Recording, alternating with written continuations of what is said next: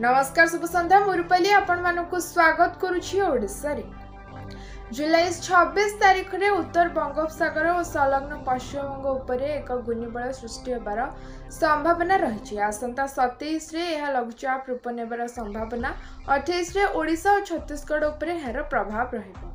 लघुचाप प्रभाव 27 रु 29 तारिख जाए अधिक वर्षा हेबार संभावना रही बोली पाणीपाग विभाग पक्षरु पूर्वानुमान करा जायछि।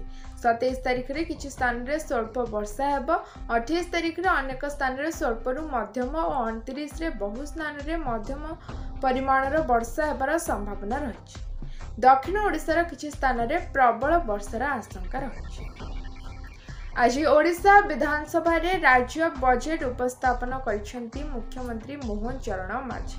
6,65,000 कोटी टंकार बजेट रे गरीब महिला युववर्ग और अन्नदाता को दिया जायछि सर्वाधिक गुरुत्व।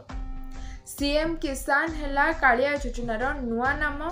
सीएम किसान योजना पाई 1935 कोटी टंका व्ययबराद होइछि। सेहीपरि पुरी श्रीमंदिर पाई 500 कोटी टंका कर्पस पांठी घोषणा करिसेंती मुख्यमंत्री। सुभद्रा योजना पाई 10,000 कोटी, समृद्ध कृषक योजना पाई 5,000 कोटी, श्री अन्न अभियान पाई 649 कोटी, ओडिया अस्मिता पाई 200 कोटी टंका घोषणा करा जायछि।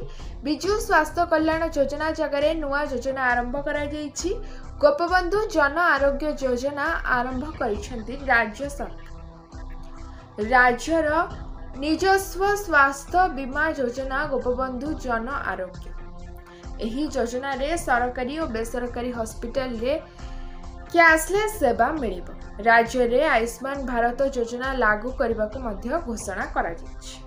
कटक चौद्वार रे एक जल भंडार रे बुड़ी 2 जन कॉलेज छात्रक मृत्यु होइछि। एही घटना रे शोक प्रकाश करने सहित 5 लाख टंका सहायता घोषणा करिसेंती मुख्यमंत्री मोहन चरण माझी।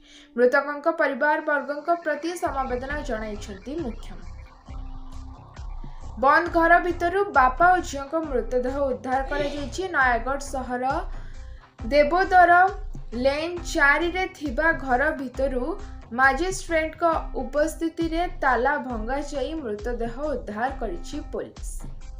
बापा पुलक विश्वाल मृतदेह झुलंता अवस्था घर भितर उद्धार होइतिबा बेले 5 वर्ष झियो पलकर मृतदेह खट उपरे पड़िथिबा देखिबाकू मिलिथिला। प्रथम स्त्री मृत्यु परे पुलक द्वितीय विवाह करथिले। तांकर द्वितीय स्त्री सोमवार दिन बाप घर को जाइथिले। संबलपुर जिले में थिबा हीराकू जलभंडार जलस्तर वृद्धि पाइथिबा सूचना। उपर मुंडे प्रबल वर्षा जोगु वृद्धि पाउछि जलस्तर। वर्तमान हीराकू जलभंडार जलस्तर रही 604.75 फुट प्रति सेकेंड रे निष्कासित होउछि 33,657 क्यूसेक जल। जलभंडार को प्रवेश करुछि 1,42,322 क्यूसेक जल। जलस्तर अधिक वृद्धि पाइले खोलिब स्विच गेट बोली जलभंडार कर्तृपक्ष सूचना दैछथि। आज